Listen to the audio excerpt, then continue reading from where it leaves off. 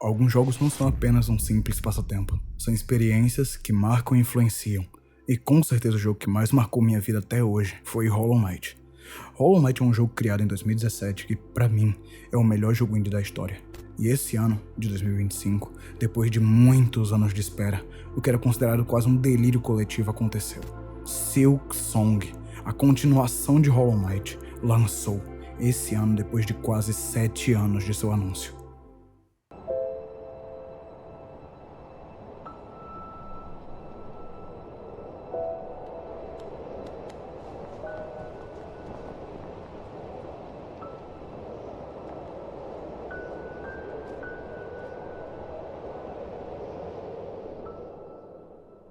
A jornada de Hollow Knight. Hollow Knight não é só um Metroidvania, é um jogo sobre silêncio, sobre ruínas, sobre a beleza que existe mesmo naquilo que já está morto. Em Hollow Knight, tudo se passa quebrado, abandonado, mas ao mesmo tempo tão vivo e de uma forma estranha. O Knight, nosso protagonista, é um personagem que não diz uma palavra durante toda a história, mas carrega nas costas o peso de um reino inteiro, e isso é muito simbólico. A narrativa não te entrega respostas. Você descobre tudo explorando, observando, conectando peças. E quanto mais você descobre, mais percebe que nada ali é em vão. Cada canto, cada inimigo, cada música, tudo existe para construir esse sentimento de melancolia, solidão e resistência, ao mesmo tempo que uma grande esperança é criada. E isso é uma das partes do porquê Hollow Knight é tão marcante para mim. Ele não diz o que é para você sentir. Ele deixa você sentir o que tá acontecendo ali. Ele não te dá meio que uma instrução de tipo, você tem que sentir empolgação, você tem que sentir o mistério. Não, ele te joga ali e deixa você sentir realmente, te dá liberdade a um processo próprio. E é aí que Silksong entra como um complemento perfeito.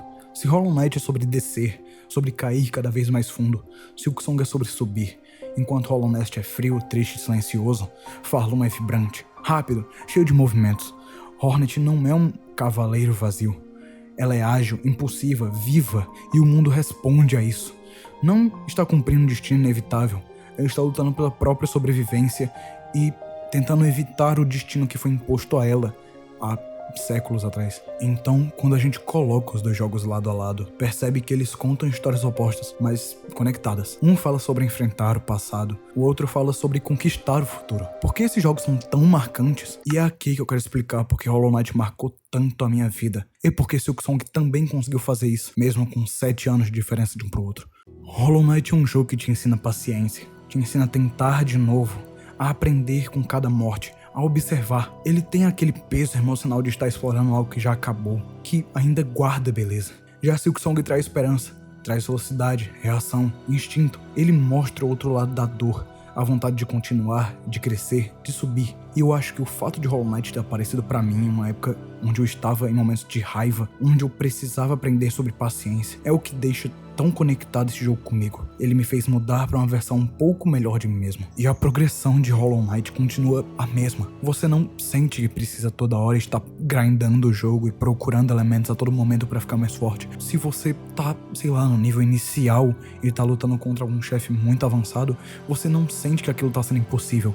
Você só sente que precisa tentar de novo. Você sente que aquilo só está difícil porque você ainda não conseguiu entender direito, sabe? Não é algo sobre buscar força, e sim buscar conhecimento da batalha e a paciência no geral. Eu acho que isso me pegou tão forte na época que me fez, querendo ou não, aprender um pouco sobre ser mais paciente, sobre não querer a todo momento apressar as coisas. E pra entender por que esses jogos funcionam tão bem, a gente precisa olhar para os detalhes que a Team Cherry domina como poucas empresas. O level design de Hollow Knight é uma das primeiras coisas que a gente vê. Hollow Knight te joga num mundo enorme, mas nunca te perde. Os caminhos se conectam de maneira tão orgânicas que você, mesmo quando está perdido, você sente que está descobrindo algo. É aquele tipo de design que te recompensa por curiosidade, ao invés de punir. Silksong pega essa ideia e vira ao contrário.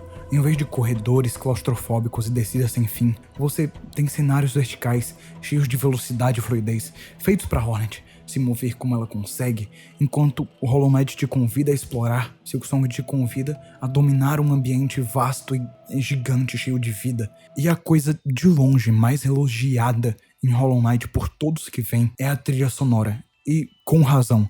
Não tem como olhar pra esse jogo e não elogiar essa trilha sonora magnífica. Christopher Larkin é praticamente o quarto membro da Team Cherry. Em Hollow Knight, a música é triste, suave, sempre carregada de peso. Em Silksong ela é viva, ritmada, quase como se acompanhasse a respiração acelerada da Hornet. São dois jogos que conversam musicalmente, tanto quanto narrativamente. E uma das coisas que chama mais atenção em Hollow Knight é o combate, as boss fights. O Knight é preciso, metódico.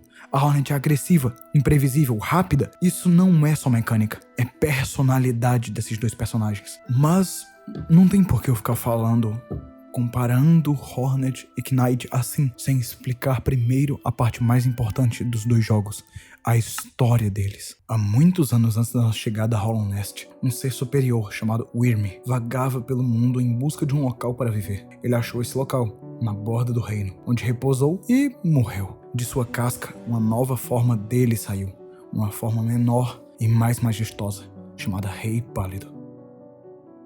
O Rei Pálido andou por Hollow Nest, dando consciência aos insetos. O que antes eram apenas criaturas, viraram seres conscientes. Eles construíram um reino que futuramente seria chamado de Hollow Nest. Mas, nessa formação do reino, o Rei Pálido se colocou como entidade suprema, acima de todos, e forçou os habitantes a negarem seus deuses. Mas uma deusa não poderia perder seu posto, sua crença. Não poderia apenas deixar de existir. Radiância, com ódio do que estava acontecendo, com medo de ser esquecida, decide criar uma infecção a partir dos sonhos dos insetos, transformando eles em seres sem consciência novamente. O Rei Pálido, desesperado com isso, decide criar um projeto, o projeto de um receptáculo perfeito para prender a radiância, algo que pudesse selar ela.